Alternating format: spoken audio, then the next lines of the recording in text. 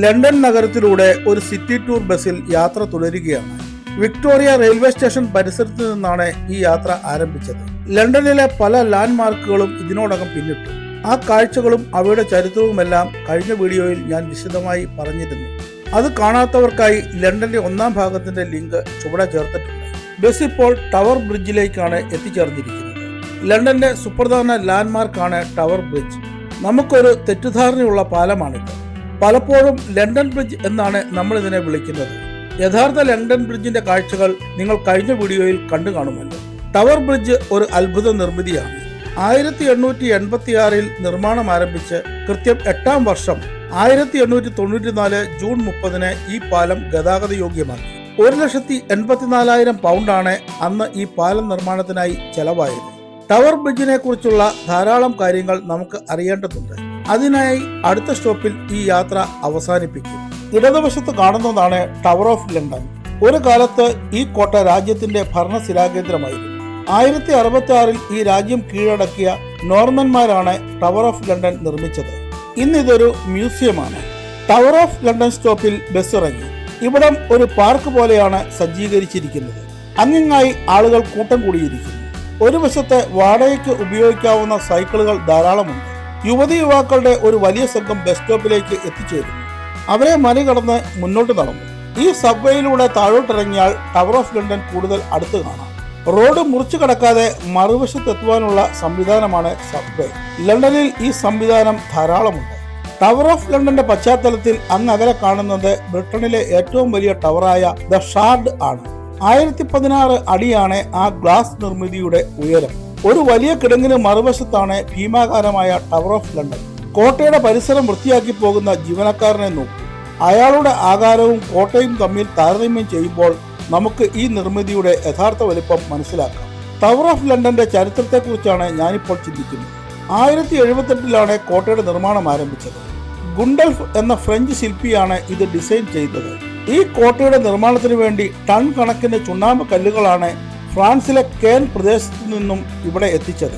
English channel കടത്തി കല്ലുകൾ എത്തിക്കുവാനുള്ള പ്രയാസം നേരിട്ടപ്പോൾ കെന്റ് കൗണ്ടിയിലെ റാങ്ക് സ്റ്റോണുകൾ വ്യാപകമായി ഉപയോഗിച്ചു. ഈ കല്ലുകളെ തമ്മിൽ കൂട്ടിയോജിപ്പിക്കുവാൻ ചുണ്ണാമ്പും മണലും ചില പച്ചമരുന്നുകളും ചേർത്ത ഒരു പ്രത്യേക മിശ്രിതമാണ് ഉപയോഗിച്ചത്. ടവർ ഓഫ് ലണ്ടനിലേക്കുള്ള പ്രവേശന ടിക്കറ്റ് ലഭിക്കുന്നത് ഈ ഭാഗത്താണ്. സന്ദർശകർക്കുള്ള പ്രാഥമിക സൗകര്യങ്ങളും ഇവിടെയാണ് ഒരുക്കിയിരിക്കുന്നത്. ഈ പ്രദേശത്തിന് ആധുനിക നഗരത്തിന്റെ മുഖച്ഛായയാണുള്ളത്. അതിമനോഹരമായ കല്ല് വിരിച്ച ചത്തുരമാണ്. നല്ല വൃത്തിയും വെടിപ്പുമുള്ള പ്രദേശം. ധാരാളം പ്രാവുകളെയും ഇവിടെ കാണാം. ആളുകൾ ചെറു സംഘങ്ങളായി കടന്നു പോകുന്നുണ്ട്. അവരുടെ പിന്നാലെ കൂടി. ഇപ്പോൾ എത്തിച്ചേർന്നിരിക്കുന്നത് തേംസ് നദിക്കരയിലെ ബോട്ട് ജെട്ടിയിലേക്കാണ്. ഈ നദിയിലൂടെ ബോട്ടുകളിലും കറ്റമരങ്ങളിലും നമുക്ക് ലണ്ടന്റെ കാഴ്ചകൾ ആസ്വദിക്കാം. നല്ല ഒഴുക്കുള്ള സമയമാണ്. കടലിന് സമാനമായ രീതിയിൽ വെള്ളം ഓളം വെട്ടുന്നുണ്ട്. വലിയ കറ്റമരങ്ങൾക്കൊപ്പം ചെറുവള്ളങ്ങളിലും തേംസിലൂടെ യാത്ര സാധ്യമാണ്. അത്തരം സാഹസിക യാത്രകൾ ഇഷ്ടപ്പെടുന്ന ധാരാളം പേർ ഇവിടെ എത്തിയിട്ടുണ്ട്. ടവർ ബ്രിഡ്ജിന്റെ പശ്ചാത്തലത്തിൽ ബോട്ട് യാർഡിന് ഒരു പ്രത്യേക സൗന്ദര്യമാണുള്ളത്. ഇതിനോട് ടവർ ഓഫ് ലണ്ടനും കൂടി ചേരുമ്പോൾ ഗംഭീരമായ ദൃശ്യമാണ് ലഭിക്കുന്നത്. ബോട്ട് യാർഡിനും ലണ്ടൻ ടവറിനും ഇടയിലുള്ള ഈ കല്ല് വിരിച്ച നടപ്പാതയിലൂടെ ടവർ ബ്രിഡ്ജ് പരിസരത്തേക്കാണ് നമ്മൾ നടക്കുന്നത്. ധാരാളം സഞ്ചാരികളാണ് ഈ പ്രദേശത്ത് ദിവസേന എത്തിച്ചേരുന്നത്. ലോകത്തിന്റെ നാനാഭാഗങ്ങളിൽ നിന്നും ഈ നഗരത്തെ അറിയാനെത്തിയ ടൂർ സംഘങ്ങൾ കടന്നുപോകുന്നു. ഓരോ സംഘത്തിലെയും ടൂർ ഗൈഡ് കയ്യിലുള്ള നീളൻ വടിയിൽ ഒരു അടയാളവുമായാണ് നടക്കുന്നത്. അത് നോക്കി സംഘാംഗങ്ങൾ അയാളുടെ പിന്നാലെ ചെല്ലണം. ബോട്ട് ജെട്ടിയുടെ പരിസരത്തെ കഫേകൾ ഇന്നത്ര സജീവമല്ല. ഇരുണ്ട കാലാവസ്ഥയാണ് വില്ലനാകുന്നത്. ഇപ്പോൾ 2:30 കഴിഞ്ഞിട്ടേ ഉള്ളൂ. വൈകുന്നേരമാകുമ്പോൾ ആളുകൾ കൂടുതലായി എത്തിത്തുടങ്ങുമെന്നാണ് പ്രതീക്ഷിക്കുന്നത്. ടവർ ബ്രിഡ്ജിനെ പശ്ചാത്തലമാക്കി ചിത്രങ്ങൾ എടുക്കുവാൻ ഏറ്റവും അനുയോജ്യമായ ഇടമാണിത്. ഈ ഗംഭീര നിർമ്മിതിയുടെ സൗന്ദര്യം ആസ്വദിക്കുവാൻ ഈ പ്രദേശത്ത് തന്നെ വരണം. പാലത്തിന് നടുവില് 2 ഗോപുരങ്ങൾക്കിടയിലുള്ള സ്പാനുകൾ മുകളിലേക്ക് ഉയർത്തുവാൻ സാധിക്കുന്നവയാണ്. വലിയ കപ്പലുകളും ജലയാനങ്ങളും പോകുമ്പോൾ പാലം ഉയർത്തും. അതൊരു കൗതുക കാഴ്ചയാണ്. ഇന്നിനി ആ കാഴ്ച നമുക്ക് ലഭിക്കുമോ എന്നറിയില്ല. പാലത്തിലൂടെയുള്ള ഗതാഗതം പൂർണ്ണമായി നിർത്തിയാണ് സ്പാനുകൾ ഉയർത്തുന്നത്. ഇതൊരു ശ്രമകരമായ ജോലിയാണ്. എന്നാൽ ആ സമയത്തും ഗതാഗത തടസ്സമോ കുരുക്കോ ഉണ്ടാകാത്ത രീതിയിൽ വാഹനങ്ങൾ കടന്നു പോകുവാൻ ബദൽ സംവിധാനമുണ്ട്. ടവർ ഓഫ് ലണ്ടന്റെ പ്രധാന കവാടത്തിന് മുന്നിലേക്കാണ് നമ്മൾ എത്തിയിരിക്കുന്നത്. കനത്ത സുരക്ഷാ സംവിധാനമാണ് ഇവിടെയുള്ളത്. അകത്തേക്ക് കയറി പോകുന്നവരെയും തിരികെ എത്തുന്നവരെയും അതിസൂക്ഷ്മമായി പരിശോധിക്കും. ടവറിലുള്ള കാഴ്ചകൾ ചിത്രീകരിക്കുവാൻ അനുവാദമില്ല. അതിനാൽ ഞങ്ങൾ തൽക്കാലം അവിടേക്ക് പോകുന്നില്ല. ചിത്രീകരണത്തിന് അനുമതിയില്ലെങ്കിലും ഒരിക്കൽ ഈ ടവറിൽ കയറണമെന്നാണ് ഞങ്ങളുടെ ആഗ്രഹം. ഭരണസിരാകേന്ദ്രം, കോട്ട, ജയിൽ എന്നിങ്ങനെ വിവിധ കാലഘട്ടങ്ങളിൽ ടവർ ഓഫ് ലണ്ടൻ ഉപയോഗപ്പെടുത്തിയിട്ടുണ്ട്. ഇന്നിത് ബ്രിട്ടീഷ് രാജകുടുംബത്തിന്റെ വിലപിടിച്ച വസ്തുക്കൾ സൂക്ഷിക്കുന്ന മ്യൂസിയമാണ്. ഇതിനുള്ളിലുള്ള അമൂല്യ വസ്തുക്കളെക്കുറിച്ച് അറിഞ്ഞപ്പോൾ ഇത്രയും സുരക്ഷ കുറഞ്ഞു പോയില്ലേ എന്നാണ് എനിക്ക് തോന്നിയത്. ലോകത്തിലെ ഏറ്റവും വിലപിടിപ്പുള്ള വജ്രക്കല്ലുകളായ കൊഹിനൂർ, കള്ളിനാൻ എന്നിവ സൂക്ഷിച്ചിരിക്കുന്നത് ഇവിടെയാണ്. ഇവയിൽ ഒന്നിന്റെ വിലയ്ക്ക് ഏകദേശം 15 ബുർജ് ഖലീഫ പണിയുവാൻ കഴിയും. ബ്രിട്ടീഷ് രാജാവിന്റെ കിരീടധാരണത്തിന് ഉപയോഗിക്കുന്ന Edward crown, imperial state crown, Cullinan പതിച്ച രാജാധികാര ദണ്ഡ്, സുവർണഗോളം തുടങ്ങി വിലമതിക്കാനാകാത്ത വസ്തുക്കൾ ഈ കോട്ടയിലുണ്ട്. ലണ്ടൻ നഗരത്തിന്റെ ആകെ ഭൂമി വിലയുടെ 10 മടങ്ങ് വിലപിടിപ്പുള്ള വസ്തുക്കളാണ് ടവർ ഓഫ് ലണ്ടനിൽ സൂക്ഷിച്ചിരിക്കുന്നത്. റോഡിന് അടിയിലൂടെ മറുവശത്തെത്തി. ഈ ഭാഗം സെന്റ് കാതറിംഗ് ഡോക്ക് എന്നാണ് അറിയപ്പെടുന്നത്. വാരാന്ത്യങ്ങളിൽ ഈ ഇരിപ്പിടമെല്ലാം നിറയും. ടവർ ബ്രിഡ്ജിന്റെ ചൂട്ടിലിരുന്ന് സ്വറ പറയുന്നത് ഇന്നാട്ടുകാരുടെ ശീലമാണ്. ഇതാണ് ഈ ഭാഗത്തെ സവിശേഷമായ കാഴ്ച. അതിമനോഹരമായ ഗേൾ വിത്ത് ഡോൾഫിൻ ജലധാര. പ്രശസ്ത ശില്പി ഡേവിഡ് വൈൻ 1973 17 അടി ഉയരത്തിൽ ഇതിവിടെ നിർമ്മിച്ചത്. തേംസ് നദിയിലേക്ക് ചാടുന്ന യുവതിയെ ഡോൾഫിനുകൾ സ്വാഗതം ചെയ്യുന്നതാണ് ഈ വെങ്കല ശില്പത്തിന്റെ തീം. തേംസും ലണ്ടനുമായുള്ള ഇടപിരിയാത്ത ബന്ധവും നൂറ്റാണ്ടുകളായി ഇവിടെ ജീവിക്കുന്ന ഡോൾഫിനുകളും മനുഷ്യരുമായുള്ള സൗഹൃദമാണ് കലാകാരൻ ജലധാരയിലൂടെ ലോകത്തോട് പറയുന്നത്. ഈ ശില്പത്തിലുള്ള യുവതി ആരാണെന്ന് ശില്പി വെളിപ്പെടുത്തിയിരുന്നില്ല. അക്കാലത്ത് പ്രശസ്തരായിരുന്ന പല മോഡലുകളുടെയും പേരുകൾ പറഞ്ഞു കേട്ടു. കഴിഞ്ഞ വർഷമാണ് ആ രഹസ്യം വെളിവാക്കപ്പെട്ടത്. പ്രശസ്ത ടെന്നീസ് താരമായിരുന്ന വെർജീനിയ വൈഡാണ് ശില്പത്തിലെ യുവതി. ഇപ്പോൾ അവർക്ക് 80 വയസ്സ് പിന്നിട്ടിരിക്കുന്നു. ഫ്രഞ്ച് ഓപ്പൺ ഒഴികെ 3 ഗ്ലാംസ്ലാം കിരീടങ്ങളും സ്വന്തമാക്കിയ താരമാണ് വെർജീനിയ വൈഡ്. ടവർ ബ്രിഡ്ജിലൂടെ മറുകരയിലേക്ക് നടക്കുവാനാണ് തീരുമാനം. പടവുകൾ കയറി പാലത്തിന് മുകളിലേക്ക് എത്തണം. ഉദ്ദേശം 3 നില കെട്ടിടത്തിന്റെ ഉയരത്തിലാണ് പാലം നിൽക്കുന്നത്. ജീവിതത്തിൽ ഒരിക്കൽ ഈ പാലത്തിലൂടെ ഇങ്ങനെ നടക്കുമെന്ന് ഞാൻ സ്വപ്നത്തിൽ പോലും കരുതിയതല്ല. നമ്മുടെ പ്രിയപ്പെട്ട സഞ്ചാര സാഹിത്യകാരൻ എസ്.കെ. പൊറ്റക്കാടിന്റെ ലണ്ടൻ ഡയറി എന്ന യാത്രാ വിവരണത്തിലൂടെ 30 വർഷം മുമ്പാണ് ഞാൻ ഈ പാലത്തെക്കുറിച്ച് മനസ്സിലാക്കിയത്. അന്ന് സങ്കല്പത്തിൽ കണ്ടിടത്താണ് ഞാനിപ്പോൾ നിൽക്കുന്നത്. കോവിഡ് കാലത്ത് ഈ പാലത്തിന്റെ വീഡിയോകൾ പരതി വീണ്ടും വീണ്ടും കണ്ടതാണ് ഇപ്പോൾ ഓർമ്മയിലേക്ക് എത്തുന്നത്. ഇന്നിതാ ഞാൻ ആ യാഥാർത്ഥ്യത്തിലേക്ക് എത്തിയിരിക്കുന്നു. ചെറുപ്പം മുതൽ കാണുന്ന ലണ്ടന്റെ ലാൻഡ്മാർക്കിലൂടെ ഇങ്ങനെ നടക്കുമ്പോൾ എനിക്കുള്ള ത്രിൽ വാക്കുകൾക്ക് അതീതമാണ്. നടുവിലുള്ള ടവറിന്റെ മുകളിലേക്ക് ടിക്കറ്റ് എടുത്ത് കയറാം. എന്നാൽ സമയം 4:30 പിന്നിട്ടിരിക്കുന്നു.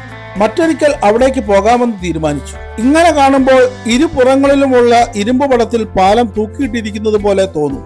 സംഗതി അങ്ങനെയല്ലെങ്കിലും കാര്യങ്ങൾ അതിന് സമാനമാണ്. തൂണുകൾക്കിടയിലുള്ള സ്പാനുകൾ ഉയർത്തുമ്പോൾ പാലത്തിന് ബലക്ഷയം വരാതെ സംരക്ഷിക്കുന്നത് ഈ ഇരുമ്പ് വടങ്ങളാണ്. മനുഷ്യർ മാത്രമല്ല, സകല ജീവജാലങ്ങളും ഈ പരിസരം ആസ്വദിക്കുന്നു. ഈ ഭാഗത്ത് നിന്നാൽ ആധുനിക ലണ്ടനും ടവർ ഓഫ് ലണ്ടനും ബോട്ടിയാടും നന്നായി ആസ്വദിക്കാം. ഈ കൽപ്പടവുകളിൽ ആ കാഴ്ചകൾ കണ്ടിങ്ങിനിരിക്കാം. വൃത്തിയും വെടിപ്പുമുള്ള ഇത്തരം സ്ഥലങ്ങളിലേക്ക് വീണ്ടും വീണ്ടും എത്തിച്ചേരാൻ ഏതൊരു സഞ്ചാരിയും കൊതിക്കും. ഇനി ഞങ്ങൾ നേരെ പോകുന്നത് വെസ്റ്റ് മിനിസ്റ്ററിലേക്കാണ്. ഈ രാജ്യത്തിന്റെ ഭരണസിരാകേന്ദ്രവും ബിഗ് ബെനും എല്ലാം കാണണം. അതിനായി ലണ്ടൻ നഗരത്തിലൂടെ കാഴ്ചകളിലേക്ക് പോകുന്ന ഒരു ബസ്സിൽ ഞങ്ങൾ വീണ്ടും കയറി. ഈ മുന്നിൽ കാണുന്നതാണ് ബ്രിട്ടീഷ് പാർലമെന്റ് മന്ദിരം. സൂര്യൻ അസ്തമിക്കാത്ത ബ്രിട്ടീഷ് സാമ്രാജ്യത്തിന്റെ അധികാര കേന്ദ്രമായിരുന്നു ഇവിടം. ഇന്ത്യ അടക്കം ഇന്നത്തെ കോമൺവെൽത്ത് രാജ്യങ്ങളെ ആകെ കഴിഞ്ഞ നൂറ്റാണ്ടിന്റെ മധ്യം വരെ നിയന്ത്രിച്ചിരുന്ന അധികാര കേന്ദ്രം. തേംസ് നദിയിലേക്ക് ഇറങ്ങി എന്നോണമാണ് ഈ പ്രൗഢ മന്ദിരം നിൽക്കുന്നത്. 11ാം നൂറ്റാണ്ടിൽ ആംഗ്ലോ സാക്സൺ രാജാവായിരുന്ന എഡ്വേർഡ് ദ കൺഫസറാണ് ഈ കൊട്ടാരം നിർമ്മിച്ചത്. 1512 ഇവിടെ ഉണ്ടായ ഒരു തീപിടുത്തത്തെ തുടർന്ന് രാജകുടുംബം മറ്റൊരിടത്തേക്ക് താമസം മാറ്റി. അക്കാലം മുതലാണ് ഇവിടം ബ്രിട്ടീഷ് പാർലമെന്റ് മന്ദിരമായി മാറിയത്. 1834 കെട്ടിടത്തിൽ വീണ്ടും അഗ്നിബാധയുണ്ടായി.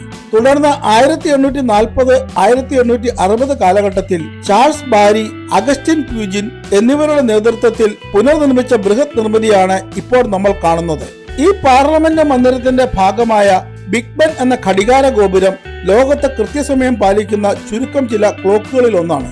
1859 ഇതിന്റെ നിർമ്മാണം പൂർത്തിയായത്. 316 അടിയാണ് ഈ ടവറിന്റെ ആകെ നീളം. 4 ക്ലോക്കുകളാണ് ഈ ടവറിലുള്ളത്. ഓരോന്നിനും 7 മീറ്റർ വ്യാസമുണ്ട്. എലിസബത്ത് ടവർ എന്ന ഈ ഗോപുരത്തിന്റെ യഥാർത്ഥ പേര് ഇന്ന് എല്ലാവരും മറന്നുപോയി. ബിഗ് ബെൻ എന്നാണ് ഇതിപ്പോൾ അറിയപ്പെടുന്നത്. അസ്തമയ സൂര്യന്റെ കിരണങ്ങളേക്കുമ്പോൾ ബ്രിട്ടീഷ് പാർലമെന്റ് മന്ദിരം കാണുവാൻ ചന്തം വർദ്ധിക്കുന്നു. തേംസ് നദി ശാന്തമായി ഒഴുകുന്നു. അങ്ങകലെ ആധുനിക ലണ്ടന്റെ ഭാഗങ്ങളാണ്. ലണ്ടന്റെ പഴയ ഭാഗത്ത് പഴമ നിലനിർത്തുന്ന കെട്ടിടങ്ങൾ മാത്രമേ ഉള്ളൂ. അത് മാത്രമേ പാടുള്ളൂ എന്ന് നിർബന്ധമുണ്ട്. വെസ്റ്റ് മിനിസ്റ്റർ പാലത്തിലൂടെ ധാരാളം പേർ കടന്നു പോകുന്നു. ഇവരിൽ ഭൂരിപക്ഷം പേരും ടൂറിസ്റ്റുകളാണ്. അങ്ങകലെ കാണുന്നതാണ് ലണ്ടൻ ഐ. ഭീമാകാരമായ ആ നിരീക്ഷണ വലയത്തിലിരുന്ന് ലണ്ടൻ നഗരത്തെ പൂർണ്ണമായി കാണാം. 1993 മിലേനിയം ആഘോഷങ്ങളുടെ ഭാഗമായാണ് ഈ നിരീക്ഷണ സംവിധാനം നിർമ്മിക്കുവാൻ തീരുമാനിച്ചത്. ദമ്പതികളായ ഡേവിഡ് മാർക്ക്, ജൂലിയ ബാർക്ക്ഫീൽഡ് എന്നിവരാണ് ഇതിന്റെ ശില്പികൾ. 1999 ഡിസംബർ 31 രണ്ടാം എലിസബത്ത് രാജ്ഞിയാണ് ഇത് ജനങ്ങൾക്കായി തുറന്നുകൊടുത്തത്. മോട്ടോർ വാഹനങ്ങളെക്കാൾ സൈക്കിളിൽ യാത്ര ചെയ്യാനാണ് ഇന്നാട്ടുകാർക്ക് താല്പര്യം. വലിയ ട്രാഫിക് കുരുക്കിൽ കിടക്കാതെ യാത്ര സുഗമമാക്കാം. കൂടെ ഒരു വ്യായാമവും. പാർലമെന്റ് മന്ദിരത്തിന് മുന്നിലെ ജനത്തിരക്ക് കൂടി വരുന്നു. നമ്മുടെ നാട്ടിലൊന്നും പാർലമെന്റ് മന്ദിരത്തിന് മുമ്പിൽ ഇത്രയും അടുത്തു പോകുവാൻ സാധിക്കില്ല. ഇവിടെ ഇത്തരം കാര്യങ്ങൾക്കൊന്നും വിലക്കില്ല. ഈ സ്വാതന്ത്ര്യം ആരെങ്കിലും ദുരുപയോഗം ചെയ്യുവാൻ ശ്രമിച്ചാൽ ഞൊടിയിടയിൽ അകത്താകും. അത്രയ്ക്ക് ശക്തമായ നിരീക്ഷണ സംവിധാനമാണ് ഇവിടെയുള്ളത്. അല്പസമയം കൂടി ഈ പരിസരത്ത് ചിലവഴിക്കേണ്ടതായുണ്ട്. ഞങ്ങളുടെ മകൻ ഈ പാർലമെന്റ് മന്ദിരത്തിൽ ഒരു ചെസ് മത്സരത്തിൽ പങ്കെടുക്കുകയാണ്. മത്സരം പൂർത്തിയായെങ്കിലും ഉദ്ദേശം 1 മണിക്കൂർ കഴിഞ്ഞ് അവരെല്ലാം പുറത്തേക്ക് വരും. ആ സമയത്തിനുള്ളിൽ വെസ്റ്റ് മിനിസ്റ്റർ ആബി സന്ദർശിക്കുവാനാണ് ഞങ്ങളുടെ തീരുമാനം. ബ്രിട്ടീഷ് രാജകുടുംബത്തിന്റെ ഔദ്യോഗിക ചടങ്ങുകളെല്ലാം ആ ദൈവാലയത്തിലാണ് നടക്കുന്നത്. അടുത്ത കാലത്ത് ചാൾസ് രാജാവിന്റെ കിരീടധാരണം നമ്മളെല്ലാം ടിവിയിലൂടെ കണ്ടതാണല്ലോ. ഡയാന രാജകുമാരിയുടെയും എലിസബത്ത് രാജ്ഞിയുടെയും അന്ത്യയാത്രകൾ, വില്യം രാജകുമാരന്റെ വിവാഹം എല്ലാം നടന്നത് വെസ്റ്റ് മിനിസ്റ്റർ ആബിയിലാണ്. ആബിയുടെ സന്ദർശന കവാടത്തിലേക്കുള്ള വഴിയിലൂടെയാണ് നടക്കുന്നത്. ഇടതുവശത്ത് കാണുന്നത് ആബിയുടെ ഭാഗങ്ങളാണ്. ഇങ്ങനെ പോകുമ്പോൾ ഈ ദൈവാലയത്തിന്റെ നിർമ്മാണ ചരിത്രത്തെക്കുറിച്ചാണ് ഞാൻ ആലോചിക്കുന്നത്. ആബി എന്നാൽ സന്യാസികളുടെ താമസ കേന്ദ്രം എന്നാണ് അർത്ഥം. ക്രിസ്തുവർഷം 960 ഒരു ബെനഡിക്റ്റൻ ആശ്രമമായാണ് ആബിയുടെ തുടക്കം. പിന്നീട് 11ാം നൂറ്റാണ്ടിൽ സാക്സൺ രാജാവ് എഡ്വേർഡ് ദ കൺഫസർ ഇതിനെ ഒരു ദൈവാലയമാക്കി മാറ്റി. 1245 കാലത്തെ ഹെൻറി 3 രാജാവ് ഇന്ന് കാണുന്ന ഗോതിക് ശൈലിയിൽ ദേവാലയം പുതുക്കിപ്പണിതു. തുടർന്ന് വിവിധ കാലഘട്ടങ്ങളിലായി ആബിയുടെ നിർമ്മാണം നടന്നിട്ടുണ്ട്. അതിനാൽ ഇത് രൂപകൽപ്പന ചെയ്ത ശില്പി എന്ന് വിളിക്കുവാൻ ഒരാളില്ല. പല കാലഘട്ടങ്ങളിൽ പല പല കലാകാരന്മാർ ചേർന്നാണ് ഇന്ന് കാണുന്ന ആബിയുടെ നിർമ്മാണം പൂർത്തിയാക്കിയത്. പിന്നീട് മതനവീകരണ കാലഘട്ടത്തിൽ ഹെൻറി 8 രാജാവ് ആബിയെ ചർച്ച് ഓഫ് ഇംഗ്ലണ്ടിന്റെ ഭാഗമാക്കി. അന്നു മുതൽ ബ്രിട്ടീഷ് രാജാവിന്റെ കീഴിലുള്ള ദൈവാലയമാണ് Westminster Abbey. Dean of Westminster എന്ന പുരോഹിതനാണ് ആബിയുടെ ചുമതലക്കാരൻ. രാജകീയ വിവാഹം, കിരീടധാരണങ്ങൾ, മൃതസംസ്കാരം എന്നിവയെല്ലാം നടക്കുമ്പോൾ ചർച്ച് ഓഫ് ഇംഗ്ലണ്ടിന്റെ ആത്മീയ അധ്യക്ഷനായ കാന്റർബറി ആർച്ച് ബിഷപ്പാണ് ആബിയിലെ ചടങ്ങുകൾക്ക് നേതൃത്വം നൽകുന്നത്. വിശുദ്ധ എഡ്വേർഡ്, വിവിധ രാജാക്കന്മാർ, Isaac Newton, Charles Darwin, Stephen Hawking, Ernest Rutherford, David Livingstone തുടങ്ങി നിരവധി പ്രമുഖരെ അടക്കം ചെയ്തിരിക്കുന്നത് ഈ ആബിയിലാണ്. സന്ദർശക സമയം അവസാനിച്ചതിനാൽ ആബിക്കുള്ളിലേക്കുള്ള പ്രവേശനം സാധ്യമായില്ല.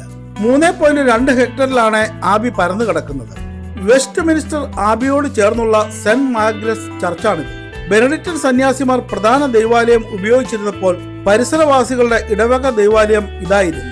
പിന്നീട് ഇത് ബ്രിട്ടീഷ് പാർലമെന്റ് അംഗങ്ങളുടെ പാരീഷായി മാറി. സർ വിൻസെന്റ് ചർച്ചിലടക്കം നിരവധി പ്രമുഖർ ഇവിടെ വെച്ചാണ് വിവാഹിതരായത്. ഇന്നും ചർച്ച് ഓഫ് ഇംഗ്ലണ്ട് അംഗങ്ങളായ സാധാരണ വിശ്വാസികൾ പ്രാർത്ഥനയ്ക്കെത്തുന്നത് സെന്റ് മാർഗ്രസ് ദൈവാലയത്തിലാണ്. വീണ്ടും പാർലമെന്റ് മന്ദിരത്തിന് മുന്നിലെ വിശാലമായ പുൽത്തകടിയിലേക്ക് എത്തി. ആർക്കും ഏതു സമയത്തും ഇവിടെ കടന്നു വരാം. 2ാം ലോകമഹായുദ്ധകാലത്ത് ബ്രിട്ടന്റെ പ്രധാനമന്ത്രിയായിരുന്ന സർ വിൻസെന്റ് ചർച്ചിലിന്റെ പൂർണ്ണകായ പ്രതിമയാണിത്. ഇതുകൂടാതെ അതിപ്രശസ്തരായ 12 ലോക നേതാക്കളുടെ പൂർണ്ണകായ പ്രതിമകൾ ഈ പരിസരത്ത് സ്ഥാപിച്ചിട്ടുണ്ട്. ആ ദൂരെ കാണുന്നത് അമേരിക്കൻ പ്രസിഡന്റായിരുന്ന എബ്രഹാം ലിങ്കന്റെ പ്രതിമയാണ്. വിവിധയിടങ്ങളിൽ ധാരാളം പ്രതിമകൾ ഈ പരിസരത്ത് ചിതറി നിൽക്കുന്നു. ഇതിൽ ഏറ്റവും പ്രമുഖ സ്ഥാനത്ത് ബ്രിട്ടീഷ് പാർലമെന്റിന് നേരെ അഭിമുഖമായി നിൽക്കുന്നത് നമ്മുടെ രാഷ്ട്രപിതാവായ മഹാത്മാഗാന്ധിയുടെ പ്രതിമയാണ്. പ്രതിമയ്ക്ക് ഇരുവശവും ഇന്ത്യൻ പതാകയുടെ നിറത്തിൽ പൂക്കളും ക്രമീകരിച്ചിരിക്കുന്നു. സൂര്യൻ അസ്തമിക്കാത്ത സാമ്രാജ്യത്തെ നിരായുധനായി നേരിട്ട പോരാളിക്ക് ബ്രിട്ടൻ നൽകുന്ന ആദരം. അഭിമാനത്തോടെ ആ മഹാത്മാവിന് പിന്നിൽ നിന്ന് ബ്രിട്ടീഷ് പാർലമെന്റ് മന്ദിരത്തെ നോക്കിക്കാണുകയാണ്. ഈ വീഡിയോ ഇഷ്ടപ്പെട്ടെങ്കിൽ ലൈക്കും ഷെയറും സബ്സ്ക്രൈബും ചെയ്യുവാൻ മടിക്കരുത്. നമുക്ക് മറ്റൊരു വീഡിയോയിൽ കാണാം. Sign off, Suneesh Dan Thomas.